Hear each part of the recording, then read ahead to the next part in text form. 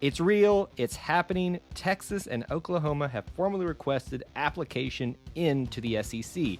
Assuming there's going to be no other issues out there, now the biggest question becomes, what will the makeup of the SEC look like? Or what even should it look like? There's lots of debates over pods and divisions. Let's take a look at what makes sense and what is best for the whole conference. My name is Kyle, the owner and editor of the E2C Network, where the Auburn family speaks. Our content is always sports heavy mostly, but if it's orange and blue, it's what we do. If you're new to this channel, be sure to subscribe so you never miss any content that we're putting out here. Thank you to members of the Booster Club like Felix Gonzalez who help produce videos like this. Now, this is a topic that is not super Auburn-centric in terms of what it specifically talks about, but it has heavy implications for my Auburn family members that are tuning in. If you're new to this channel, or if you're another fan of another school that's in the SEC, or just college football in general, welcome. I hope you'll stick around for more content. As a reminder, I have another video out that I'll put a link up above and also in the description right now if you want to check it out, talking about why it was a good thing for Texas and Oklahoma to join the SEC. If you have not checked that out, please do so, because I think I make a compelling argument for why this is probably the best thing for not only those two teams, but for the SEC and even Auburn as a whole. Let's be clear, there's probably a few more hurdles for Oklahoma and Texas to get over, like SEC schools and their vote of approval that they have to pass to be able to be a part of the conference. This might be the first time there was not a unanimous vote for adding a member to the SEC. Looking at you, Texas A&M. There's even questions about when this will actually take place, and there's already been plenty of speculation already as to when that'll actually happen. There's some dates out there, but just remember, things are probably loose and fast with this type of thing with how quickly this is all taking place. The big question though, pods or divisions? The current SEC format is two 7-team divisions. The West made up of Texas A&M, Arkansas, LSU, Mississippi, Mississippi State, Alabama, and Auburn. The East made up of Vandy, Kentucky, Tennessee, Georgia, South Carolina, Florida, and for some odd reason, Missouri. There are major geographical issues, but also balance issues in terms of power and competitiveness already with this format in the SEC. And I think there are going to be some pros and cons for which format we need to look at in terms of what the future of the SEC makeup needs to look like, pods or divisions. Before we talk through what might be the best option for the SEC, let me remind you of ways that you can help support the content here on this channel. Always look in the description for the videos for the links for the best ways that you can do so. A couple reminders for a few things here. You can be a channel supporter. 99 cents is all it takes to sign up, and you get emojis and different little icons, little Auburn toilet paper things that get next to your name during live streams and such, and you get instant access to us responding to your comments and questions directly. There's also the E2C Network Booster Club, where you can sign up for $1 a month for exclusive access to other content that nobody gets anywhere else except there. And thank you to our many members who are already a part of that. Other ways to support are in the description, or you can even go to e2cnetwork.com/support. Let's start off with divisions. Personally, I'm just going to go ahead and jump the shark here and tell you this is my preferred format. And I'm going to explain why here, I think, in a clear and concise way. Currently, with the two divisions, 17 makeup, all you have to do is add one more to each, albeit with a little bit of switching around. Essentially, to fix this, all you have to do, add Texas and Oklahoma to the west, and also move Missouri from the east to the west. And one final change would be moving Alabama and Auburn over to the east. Here are some reasons why I think this is the best option.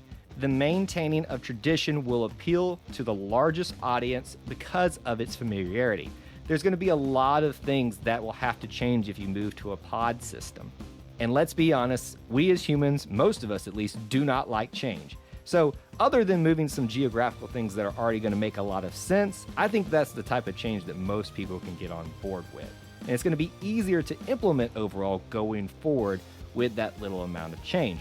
There's also going to be a better way to manage travel. Let's just be honest here. There's going to be still a lot of fears and anxieties and questions about traveling a lot, even as we move further away from the onset of COVID-19.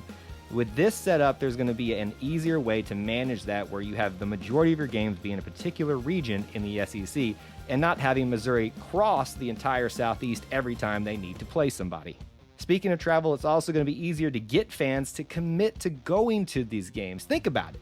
If you're Missouri, you don't really want to travel to Florida and to Georgia all the time to see your team get beat all the time. The big thing for me is that it maintains some rivalries and keeping a lot of them together. The most historical ones are going to be Georgia, Florida, Alabama, Auburn, Alabama, Tennessee for some reason, and then Auburn and Georgia. And you keep some of the more, we'll call them bigger rivalries that have developed over the years together, such as Texas A&M and LSU, LSU and Arkansas. Obviously, Oklahoma and Texas would stay together. Most of that would maintain, and I think that would be a very favorable thing, as well as fixing some of the questions for particularly Auburn fans in terms of getting back to a schedule where they get to play some of their more traditional rivals that they've not had on a consistent basis in a long time, that mainly being Tennessee. There are a couple of cons to this, I will admit, even though I prefer it. This will require an increase in SEC games, but let's be honest, we're moving to that regardless anyway. Currently, there are 8 SEC games in the season. That means that you'll probably have to move up to 9, maybe even 10. While that makes it more difficult on the players and it gives you more opportunities to beat each other up in conference play, I think this is something that is going to happen and something that needs to happen. If you didn't see how successful a 10-game SEC season was during 2020, you weren't paying attention. If there is no change, this will require another slow rotation through seeing the other sides again, although a lot of the main rivalries will still be maintained as already addressed. And there will be some small rivalries that will be lost in this type of setup. LSU and Alabama, LSU and Auburn. Have you noticed that a lot of the rivalries run through Auburn and Alabama? We're kind of the linchpin in how everything works here. So there is that as well that you have to consider, but I don't think what you lose is larger than what you gain in this scenario. Now, as I've already made it obvious what my preference is, let's talk about pods, and I'll try to do it in an honest way where we can probably make a case this is smart too. There's a lot of proposals out there for the way this might look. I'm going to go with the one that I think is probably universally accepted, that makes the most sense overall. Well, there is probably some variation that could make sense as well. There are 4 pods that have been proposed by a lot of people, and we'll start from 1 through 4. 1, Florida, Georgia, Kentucky, and South Carolina. 2, Alabama, Auburn, Tennessee, and Vandy. 3, LSU, Texas A&M, Mississippi State, and Ole Miss. 4, Oklahoma, Texas, Arkansas, and Missouri. Now, the pros of this is the sheer novelty of the concept of pods. It's not been done in any major football conference yet. The SEC likes to pave the way. We are the leaders of college football. Looking at you, Big Ten, looking at you, ACC, and I would say look at you, Big 12, but you're falling apart as is, and who cares about the Pac-12 out there? But seriously, though, this is something that I think will really appeal to the brass of the SEC that really want to consider how they can be at the cutting edge of college football management. So I think this is being heavily considered. In this pod system, it does strengthen regional rivalries. It keeps a lot of the big ones together, with a few exceptions. So I think that strengthens it a lot and is going to make it more intense during conference play, especially if you move to a system where there are right now currently 8 games. That means that you would play those other 3 in your pod and rotate through 5 other SEC teams each year. Now, that does mean that there is a better overall rotation, which means that you would see those teams more often than you currently would than the setup we have now. But I do think there are some cons to this as well. The first and the most important to me personally, and I think to a lot of people, is the rivalries breakup in this scenario. The biggest one is Auburn and Georgia. This is the Deep South's oldest rivalry. There is in no way a world where the SEC, I think, can exist without Auburn and Georgia playing every single year. It has to happen. This isn't Alabama and Tennessee. They pretend like that's a rivalry. It's not. You actually have to have a competitive rivalry to actually be able to call it one. They're still separating teams like Auburn and LSU, Alabama and LSU. You're even separating LSU and Florida, as much as they don't want that to be a rivalry. The SEC office does, but they don't want it to be one. Rivalry breakups is something that really has to play into the decision-making process of this. It's also the biggest change, and with that comes a lot of trepidation and unknowns, and I'm not sure that the SEC wants to jump right into that initially with adding 2 other teams. This will increase travel as well, which can be a good thing, but trying to consider the probably hesitancy of wanting to travel around a lot and keep things in a regional sense, I don't think that this is probably the best setup for that as well. It also creates some slightly unfair pods. Now we're going based off how teams are currently, and that's why this might be a more fluid thing where they change it up based on how programs are progressing. Right now, you've got 2 major schools in each pod, Florida and Georgia, Alabama, Auburn, LSU, Texas A&M, Oklahoma, Texas, and sorry you other ones, but those are the 2 power teams in each of those proposed pods.